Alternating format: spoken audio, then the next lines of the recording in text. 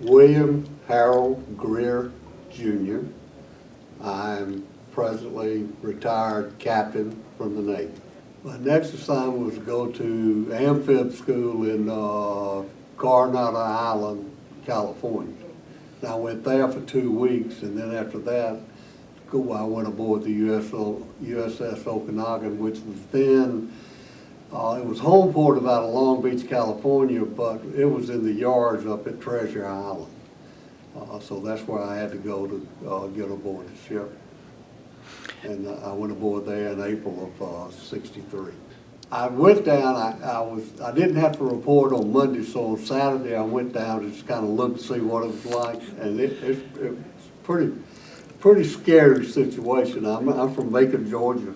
I'd never been on a ship before, and I'm going to go on that ship as an officer, and it was scary. So, I was out there looking at this, Lieutenant JG came down and asked me who I was, and I told him who I was, and told him I was coming aboard Monday. He said, well, come on, I'll take you aboard now, we'll show you. So I went aboard, and I finally just went on and turned in my orders to him there and everything that day, and got in. And, you know, everybody was real friendly, but you had a lot to learn. Well, they assign you to a division. I was assigned to First Division, Assistant First Division Officer, which I didn't know anything. You know, just kind of learning how to get around the ship without knocking your head off or anything like that. And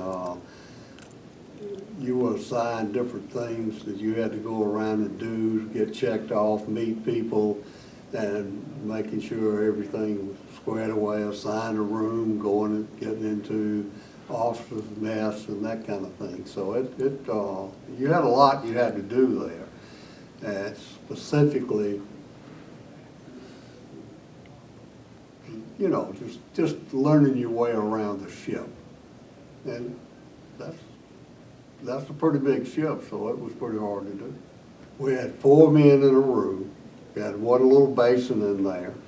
You had one drawer, maybe a half a little space you could hang up clothes. So I always told my wife it made me be a lot neater than I was before, because you just had to have things where they were supposed to be.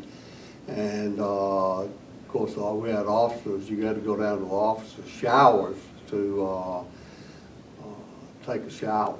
You couldn't do that in the room. You know, you had to be away. But we were in there pretty close.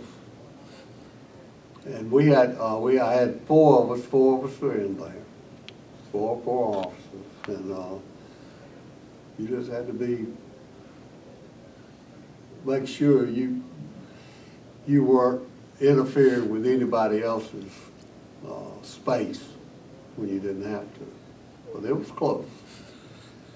Well, we had our own mess. We were up, you know, and but you know, they have systems in place so they made sure we didn't get preference over the enlisted men on what we ate. So you had to go, and then if you had certain watch standards, you had to go down and eat on the mess hall so they'd make sure everything was right there and everything. But the officers' mess was real good.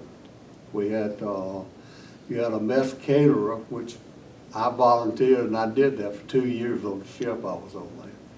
And you made up the meals every week, what we were having each day, and made sure that everything was done the way it was supposed to be done. So the facilities for what we ate, when we ate, and how we ate and everything, it was great. And the enlisted men, I never heard of any enlisted man complain about the food they were getting and the food they ate. Well, I would meet with the head steward in the officers' mess, and we'd sit down and go over together, and he would kind of give me guidelines on what he wanted, and I'd give him guidelines on what I wanted.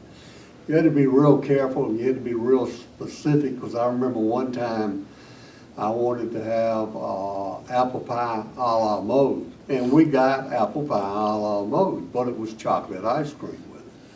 So, you know, you just kind of learn what you had to do and really tell them what you wanted right down to the detail. But they were good about listening to what you wanted, and as long as you were being reasonable about it. Breakfast, you'd have eggs, some kind of meat, that kind of thing. You know, it was just pretty standard fare for breakfast. For lunch, we'd always have a soup, we'd always have meat and or carb, something like that. And then dinner,